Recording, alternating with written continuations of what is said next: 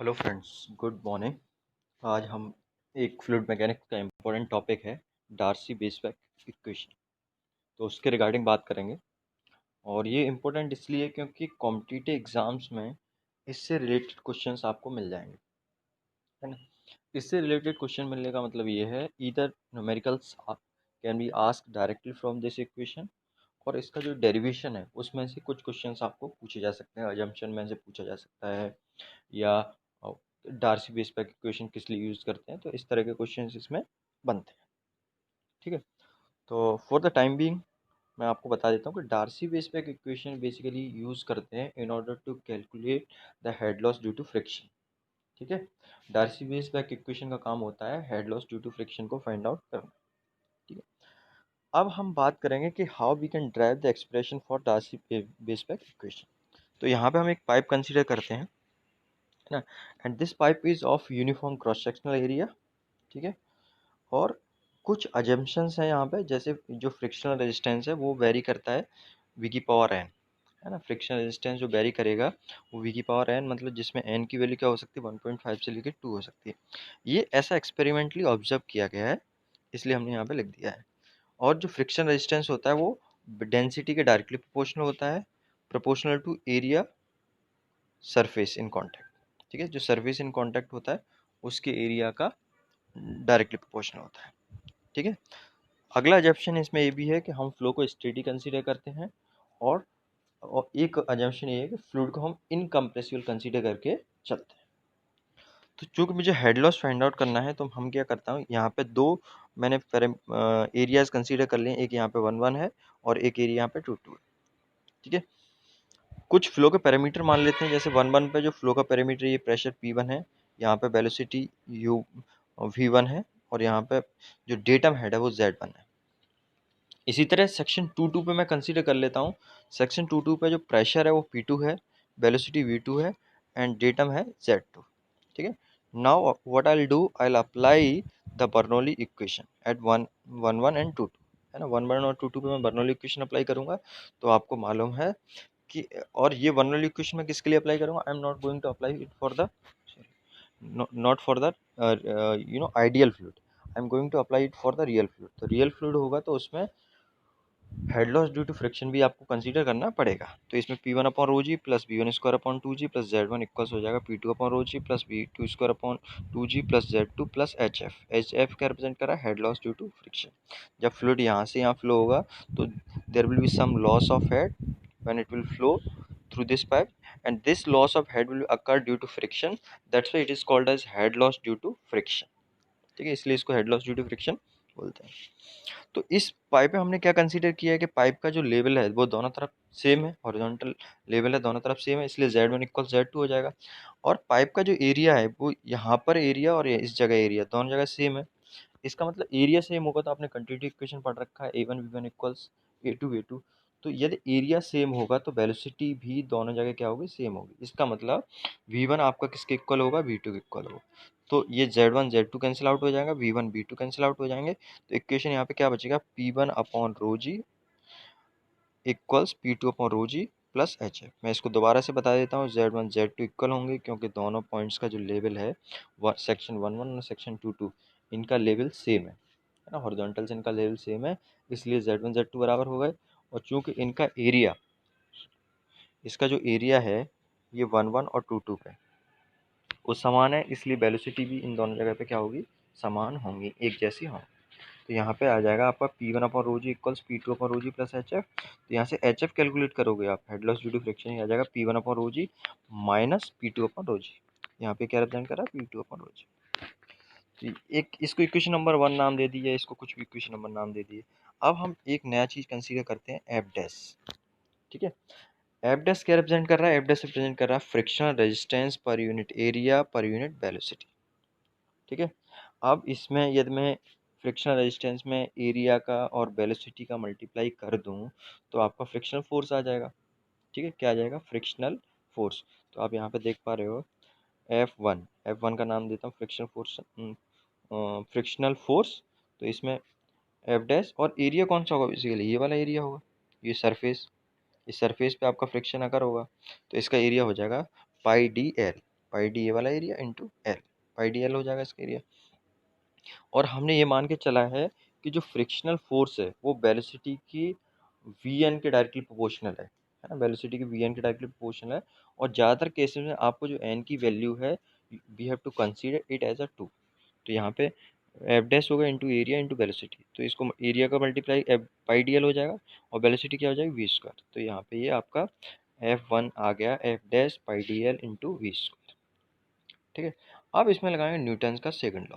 Newton का second law क्या कहता है? न्यूटन का सेकंड लॉ कहता है एफ, देखो एफ इक्वल से हमें, अब हम x direction of flow consider कर रहे हैं, x direction of flow consider कर रहे हैं, या फिर मैं बोलूँ इस डायरेक्शन हम फ्लो को कंसीडर कर रहे हैं। अब फ्लो को आपने स्टेडी पाना है, क्योंकि बर्नौली इक्वेशन लगाने के लिए पहली कंडीशन क्या चाहिए? स्टेडी फ्लो चाहिए। स्टेडी फ्लो होने का मतलब उसकी जो वेलोसिटी है वो टाइम के साथ चेंज नहीं हो रही होगी। ठीक है, वेलोसिटी या टाइम के साथ चेंज नहीं हो रही है, इसका मतलब क्या है? जो एक्सीलरेशन है वो आपका क्या है? जीरो। ठीक है, क्योंकि एक्सीलरेशन क्या होता है? Change in velocity with respect to time. तो वेलोसिटी चेंज नहीं हो रही है तो इसका मतलब एक्सीलरेशन क्या होगा? Zero.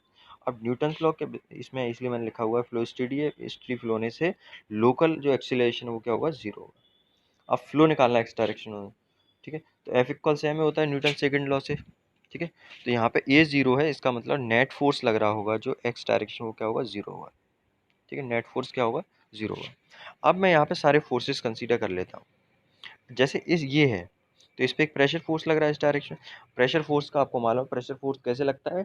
It acts always normal to the surface and towards the surface, है ना, ये हमेशा सरफेस के नॉर्मल लगता है और सरफेस के टुवार्ड्स लगता है ना, सरफेस की तरफ लगता है।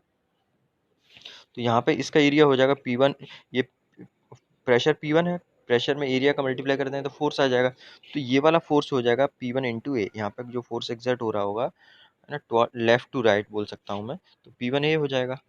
और यहाँ पे जो फोर्स लग रहा होगा वो P2 ए हो जाएगा, दोनों का डायरेक्शन डिफरेंट होगा। तो इस तरफ जिससे जो फोर्स लग रहा है लेफ्ट टू राइट, इनको मैं पॉजिटिव कंसीडर कर ले रहा हूँ, और राइट टू लेफ्ट जो फोर्स एक्सर्ट होंगे I consider them as negative. ठीक है, एक फ्रिक्शनल फोर्स लग रहा है तो फ्रिक्शनल फोर्स का डायरेक्शन कैसा होगा? राइट टू लेफ्ट, ये फ्रिक्शनल फोर्स का डायरेक्शन होगा। ठीक है, तो ये चीज़ समझ में आती है। तो मैंने यहाँ पे क्या किया है वही किया है आपको, फोर्सेस कंसीडर कर दी P1 ए माइनस P2 ए माइनस F1। ठीक है, F1 क्या रिप्रेजेंट कर रहा है? फ्रिक्शनल फोर्स को रिप्रेजेंट कर रहा है। तो फ्रिक्शनल फोर्स का डायरेक्शन भी कैसा होगा? फ्रिक्शनल फोर्स हमेशा फोर्स के अपोजिट डायरेक्शन में एक्ट करेगा। तो यहाँ पे आप देख रहे हैं flow in X direction F equals M A है, ये तो मैंने बता ही दिया आपको। हाँ, तो ये नेट फोर्स जीरो लग रहा है, तो ये सारे फोर्सेस को हम इक्वेट करेंगे वो क्या आना चाहिए? जीरो आना चाहिए। यहाँ से आपको ये चीज़ मैंने समझा दी क्यों नेट फोर्स जीरो, क्योंकि फ्लो स्टेडी है, स्टेडी फ्लो होने का मतलब एक्सीलरेशन जीरो, एक्सीलरेशन जीरो होगा तो फोर्स की वैल्यू जीरो होगी। फोर्स की वैल्यू जीरो है, इसका मतलब summation of all the force must be equals to zero. तो इन सारे फोर्स का समेशन क्या आ गया? जीरो आ गया। तो यहाँ से आप ये कैलकुलेट करोगे तो P1 ए माइनस P2 इक्वल्स क्या आ जाएगा? F1 आ जाएगा। तो ए को डिवाइड कर दें तो P1 माइनस P2 इक्वल्स आ जाएगा F1 अपॉन ए, ये आ गया। अब F1 की वैल्यू हम निकाल चुके हैं, फ्रिक्शनल फोर्स की वैल्यू निकाल चुके हैं। फ्रिक्शनल फोर्स की वैल्यू आपने यहाँ पे निकाली है, ये देखो ये फ्रिक्शनल फोर्स की आपने वैल्यू कैलकुलेट की है। ठीक है, तो इस वैल्यू को मैं यहाँ पे पुटअप कर देता हूँ। तो F dash pi D L V square upon area, area क्या होगा? Pi F D square, cross sectional area.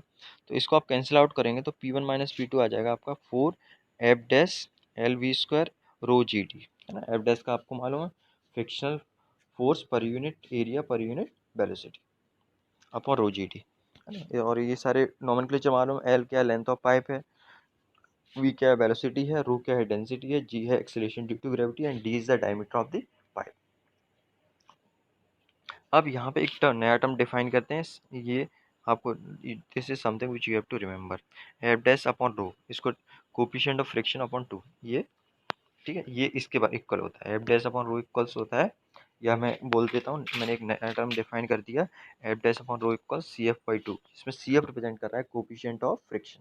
What C F is representing? It is representing coefficient of friction. तो यहाँ पे आप देखेंगे ये आ जाएगा एच, ठीक है। तो P one minus P two भी बेसिकली क्या रिप्रेजेंट कर रहा है? एच एफ को रिप्रेजेंट कर रहा है। ठीक है, P one minus P two क्या रिप्रेजेंट कर रहा है? Head loss due to friction को रिप्रेजेंट कर रहा है। तो यहाँ से आप निकालेंगे तो ये एच एफ आ गया सी एफ अपॉन टू, है ना, ये आपने एफ डैश अपॉन रो कर दिया था, तो इसका आ जाएगा CF/2, तो CF/2 4LV² अपॉन 2 GD, है ना। यहाँ पे ये जो टर्म है ये वाला F डैश/रो, इसको रिप्लेस हो जाएगा किससे, CF/2 से। बाकी एज इट इज सारी चीज़ लिखी हुई है, ठीक है। ये CF/2, तो ये 2 से 2 कैंसिल आउट हो जाएगा इधर। तो आप लिख सकते हैं यहाँ पे HF का वैल्यू क्या आ रहा है, 4CFLV² अपॉन 2 GD, ठीक है। जिसमें CF रिप्रेजेंट करता है कोफिशिएंट ऑफ फ्रिक्शन। क्या रिप्रेजेंट करता है यहाँ पे, CF रिप्रेजेंट कर रहा है कोफिशिएंट ऑफ फ्रिक्शन। और एक और चीज़ आती है इसमें, डार्सी फ्रिक्शन फैक्टर होता है जिसमें 4CF इक्वल्स होता है F, ठीक है। ये कुछ चीज़ें आपको you need to remember it. तो 4CF इक्वल्स F हो जाएगा, है। हाँ, और F रिप्रेजेंट कर रहा है डार्सी फ्रिक्शन फैक्टर, ठीक है। आगे जब न्यूमेरिकल्स आप सॉल्व करोगे तो इसमें ये फिर यदि इसको CF को रिप्रेजेंट कर देंगे, 4CF को रिप्लेस कर सकते हैं किससे, F से, तो HF इक्वल्स आ जाएगा FLV² अपॉन 2 GD, ठीक है। और F क्या रिप्रेजेंट कर रहा है, डार्सीज फ्रिक्शन फैक्टर।